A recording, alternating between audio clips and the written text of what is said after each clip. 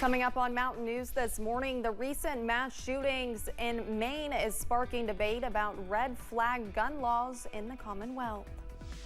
And Operation Unite is working towards substance prevention by teaching the young about the dangers of drugs. Dedicated to Eastern and Southern Kentucky, this is WYMT Mountain News This Morning. Good morning, I'm Olivia Calfee. The time is 6:31 on October 27th. Now let's check in with meteorologist Evan Hatter for a look at your forecast this Friday morning. And Evan, it's going to be a pretty decent day to end the week. It's going to feel a lot better, I would say, today than it will feel at the beginning of next week. That is true, especially for those folks that like the warm weather, like you, upper 70s. It's perfect. Yeah, absolutely. Upper 70s this time of year, though. That's a good 10 to 15 degrees above where we should be. At least 10 degrees out there. But those changes are on the way. Not for today, though. We're still in good shape as we run through the day, though a couple of sprinkles can't be ruled out. The view across the mountains this morning, we still see, well, the sun's not up yet, but we can tell that we are dealing with a little bit of that cloud cover out there, but no big weather issues on the roads from our studios here in Hazard to London Corbin Airport to Pikeville up to Jenkins and even up to Moorhead. No big issues this morning. Temperatures, the further west you go, the warmer we are, pushing 70 as you head over toward Lake Cumberland and even up toward places like Irvine and Stanton this morning into the low 50s. Still further southeast you go, but we're all going to be in the 60s in short order. Still a little bit of fog around Harlan's Airport, but otherwise we're in good shape through the morning. We had a couple of those showers try to push toward Moorhead, out toward portions of Rowan, Elliott, and Carter counties earlier this morning, but no big issues out there. Your forecast first as we head through this Friday, warming up into the upper 70s as we finish our day out today. Enjoy it now because 70s, while here tomorrow and even into parts of Sunday, are not long for the forecast. Those details ahead. Evan, thank you. A man was taken into custody after police say he assaulted a medical staff member and a security guard at Baptist Health Corbin. Officers with the Corbin Police Department responded to the call Thursday. Following an investigation, it was determined 27-year-old Andrew Worley assaulted two staff members. He was arrested and charged with disorderly conduct, public intoxication, and assault.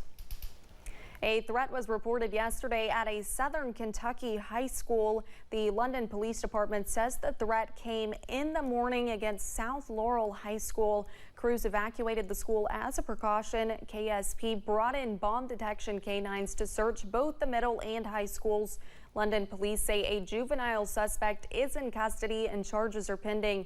Students were able to return to the classroom.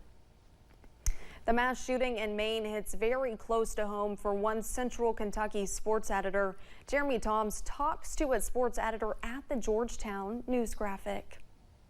For the past 7 years, Cal Oaks could be spotted on sidelines across Scott County. But for 27 more before that, I started working in the newspaper business when I was 16 at the Lewiston Sun-Journal and worked there till I was 43. he wrote about the trials and the triumphs of the teams he grew up around in Lewiston, Maine. The Lewiston-Auburn combined population is very similar to that of Scott County, about 55 to 60,000 people, I would guess. While he finds similarities in his new bluegrass home, Oaks says Lewiston is still vastly different.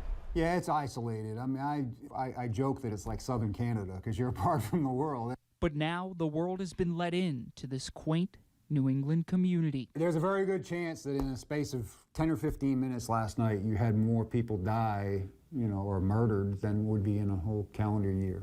That's hard to fathom. Oaks says he bowled at Spare Time Recreation Center, one of the locations riddled with gunfire, and adds he has relatives living in the area of the manhunt. I'm fairly certain I will know somebody in some way that was a victim of this. As he anxiously waits to learn more about these horrific shootings, he hopes people recognize this area and its people for more than its worst moment. If you're not from Kentucky and you don't know Marshall County, that's going to be the first thing you think about now. And to me, that's a disservice to what a beautiful place that is. And the same goes for Lewiston. In Georgetown, Jeremy Toms, WYMT Mountain News. The shooting in Maine has caused the conversation about red flags to restart here in Kentucky. 21 states have adopted red flag laws, but Kentucky is not one of them. Across the Commonwealth, there have been many conversations on extreme risk laws. In the past 2 years, gun violence prevention advocacy groups have pushed this type of legislation, specifically through the CAR Act. It directly addresses mental health and it protects against impulsive acts. It's an extreme risk protection order. It allows loved ones to go to law enforcement to intervene in mental health crisis, to temporarily remove with due process firearms or keep the person in crisis from purchasing firearms. Kathy Crow says people can get involved themselves by talking to your local legislator and advocating for laws. A new partnership was announced Thursday between Kentucky State University and the Kentucky Community and Technical College System. The collaboration will help students who finish KCTCS transfer their credits to KSU in order for them to complete a 4-year degree. KCTCS covers 16 colleges across the Commonwealth. Other highlights of the partnership include providing scholarships and financial aid, comprehensive support services, and offering study programs. The Kentucky Supreme Court has struck down a new law that allows random changes of venue in cases that challenge state laws. The Kentucky Lantern reports the 6-1 decision was released yesterday, striking down Senate Bill 126 because it violates the separation of powers among branches of state government. The Republican legislature overrode Governor Beshear's veto of the legislation designed to allow the Attorney General or others to ask for an automatic change of venue to a random court. One local college is getting ready to host its annual STEM H Day on Monday. Officials with the University of Virginia at Wise say more than 500 middle school students are expected to attend the big day.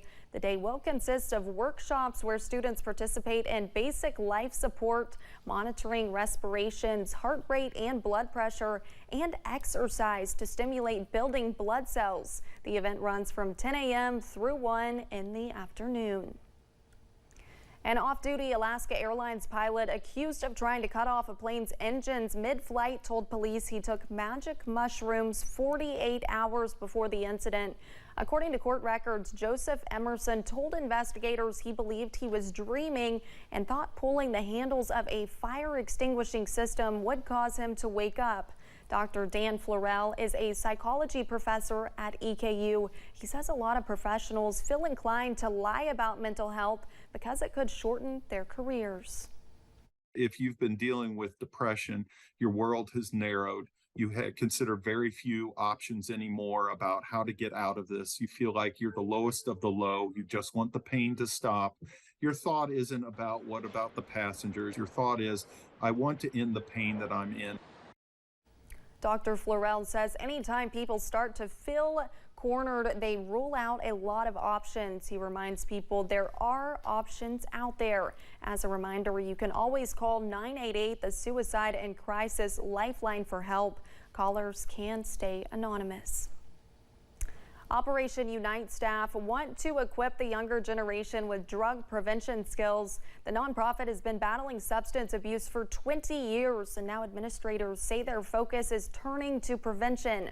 New president Tom Vincini says it is a group effort to defeat drug abuse. We go and create partnerships with medical facilities, with law enforcement, with elected officials, with school systems.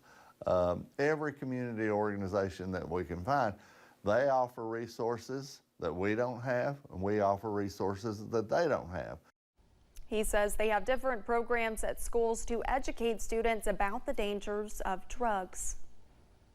Some Perry County students affected by the flood got a special surprise yesterday. Actress Jennifer Garner visited with Buckhorn and Robinson Elementary students who have been attending school together at A.B. Combs since the flood.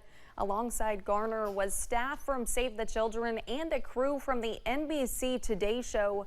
Garner came with books for the kids to take home and the school to keep. We're all just super excited. The kids had an amazing time. They got to meet Jennifer Gardner as the guest speaker here this morning with Save the Children, and she played with them and sung with them, and they just had a great time, and then surprised them with their books, and they got little gift bags and got to pick out what books that they wanted. So they just had an all-around great morning. Day says Save the Children and Garner announced they will be donating 5,000 books to both Robinson and Buckhorn to help supply their new libraries when they get them restored. Well, it's mild this morning all throughout the region. Our Pikeville Medical Center camera this morning. Sun's not up yet, but I can tell you we're starting to see those clouds work in. 62, the current reading there. 64, Prestonsburg, Jackson, pushing 70 the further west that you go. And out in West Kentucky, it's already well into the 70s. So we will continue to see the mild air work in today and even into tomorrow.